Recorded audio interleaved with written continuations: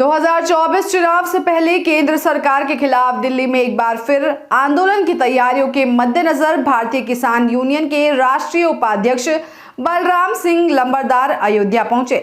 यहां पर वे शहर के सिविल लाइन क्षेत्र के प्रेस क्लब में किसान यूनियन के कार्यकर्ताओं के साथ बैठक कर आंदोलन की तैयारियों को लेकर चर्चा की।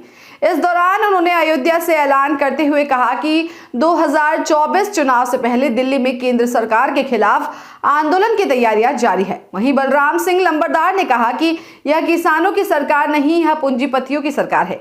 खेतों में किसान बाड़ नहीं लगा सकते, कटीले तार नहीं लगा सकते। कानपुर में ट्रैक्टर पलटता है तो पूरे उत्तर प्रदेश में ट्रैक्टर ट्रॉली पर मजदूर ले जाने के लिए प्रतिबंध लगाए जाते हैं, लेकिन सड़क पर पीडब्ल्यूडी के गड्ढे को सरकार नहीं देख रही है, केवल उन्हें किसानों की ट्रैक्टर ट्रॉली दिखाई पड़ती है।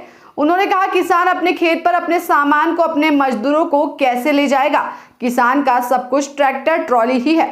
सरकार ने ये करके दिखा दिया कि हम किसान विरोधी है। व्यापारियों के लिए सारे काम किए जा रहे हैं, जो भी व्यवस्था हो रही है व्यापारियों के लिए हो रही है। अरबों खरबों रुपए व्यापारियों का एक कलम से एक बार में माफ कर दिया जा रहा है। एक बार चर्चा भी नहीं चलाई जाती और किसान को 2000 रुपए सम्मान निधि देकर उसका बड़ा ढिंडोरा पीटा जा रहा है। और किसान को 2000 रुपए सम्मान निधि देकर उसका बड़ा ढिंडोरा पीटा जाता है। कहा जाता है कि हम किसान को सम्मान निधि दे रहे हैं। यह सम्मान निधि नहीं, यह अपमान निधि है। किस तरह का निदान किया जा रहा है? किसान जैसे गन्ना है और भी खाद है या और कई तरह की दिक्कतें होती हैं, उस पर किसान जो हमारे पदाधिकारी हैं वो आंदोलन करते हैं समय समय पर। जैसे खाद की अभी समस्या रही, गन्ने का जो मतलब बकाया भुगतान की समस्या है ये भी इसमें है, और तमाम सारे बिंदु ऐसे हैं किसानों के। तो हर पग पे किसान की एक मतलब परेशानी है। नहीं, जब तक उसे मूल्य नहीं मिलेगा, एमएसपी नहीं मिलेगी, जब तक किसान की परेशानी तो रहना ही है। एमएसपी को लेकर जो है पिछले साल के लगभग 12-13 महीने के आसपास धरना भी किया जी, और उसके बाद भी अब तक कुछ हला भला नहीं हुआ। तो आज तो सरकार नहीं चाह रही है। एक साल हम लोगों ने आंदोलन किया, लेकिन सरकार ने उसमें कोई ज्यादा वो नहीं किया। जो उन्होंने 3 कानून लागू किए थे उन्हीं को वापस ले लिया, उसके अलावा तो कुछ किया नहीं। जबकि होना ये चाहिए था कि कम से कम पहले हम लोगों का न्यूनतम समर्थन मूल्य मांग रहे हैं, हम अधिकतम थोड़ी मांग रहे हैं।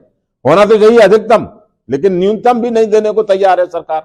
तो ये किसानों की सरकार नहीं है, ये पूंजीपतियों की सरकार है। ये तो इसने सरकार ने स्पष्ट कर दिया, और 2-3 बिंदु ऐसे लागू करके कर दिया कि खेतों में आप बाढ़ नहीं मतलब तार नहीं लगा सकते, खेतों में आप कटीले तार की जगह रस्सी बांधिए। इस तरीके से तमाम सारे काम किए जा रहे हैं जो किसान विरोधी हैं।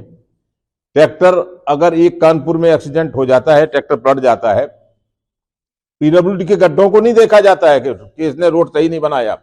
उस किसान के ट्रैक्टर ट्रॉली पलट जाने से 3 लोगों की मौत हो जाने के बाद पूरे उत्तर प्रदेश को ये प्रतिबंधित कर दिया जाए कि सड़क पर ट्रैक्टर ट्रॉली नहीं चलेगी, किसान की सवारियां लेकर के नहीं जाएगा, तो खेत पर अपने पर मजदूर या वो अपना सामान कैसे ढोएगा भाई, करेगा कैसे काम?